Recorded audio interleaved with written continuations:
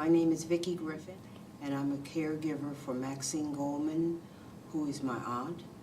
And she has recently been diagnosed with dementia. And we noticed back in, I would say, when she was 79 years of age, she's 83 now, that she wasn't quite herself.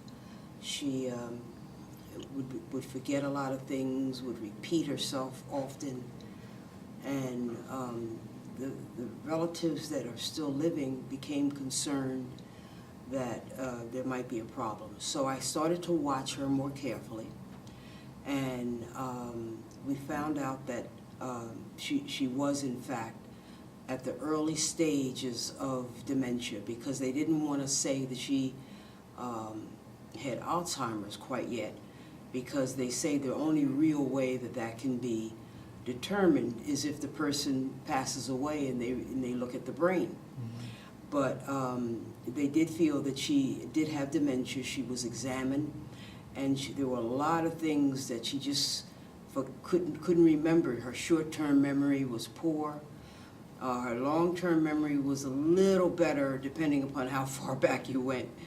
But she definitely does have dementia, but she still is able to do for herself. Mm-hmm. She's able to, wash up, get dressed, even prepare some foods. Mm-hmm. But you have to watch her around a mechanical, electronic, or instrumentation, because she may do it wrong. So we're very careful with like the microwave oven and the stove and things like that, because sometimes she'll get it right and sometimes she doesn't. Mm-hmm. So that's the situation with her. But she loves she's still able to be social. Mm-hmm. She's still able to go out, and I take her around a lot of different places just to try to keep her mind focused on the present and things around her. Mm-hmm. And she's doing good with that, actually. And I've also decided to put her on some supplements that are good for the mind and the brain and memory, as well as things that are good for when you're aging, period, like your heart and things for vitality, vitamins and so forth. And she seemed to have improved a little bit, but we know, based upon her examinations and so forth, that she's not going to revert back to, where she was when she was 30 or 40 or 50. Mm-hmm.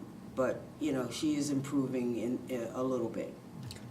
How has it changed your life, having your aunt live with you? Well, it has, because I really have to concern myself with being home more often than I normally would have. I have to be concerned about her care in general, and I have to do everything for her logistically. Mm-hmm.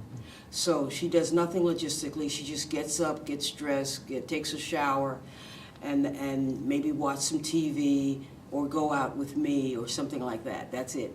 Everything else, business-wise or caregiving-wise, I have to do that for her, because she doesn't seem to be able to, make appointments on the phone and do all that stuff for herself.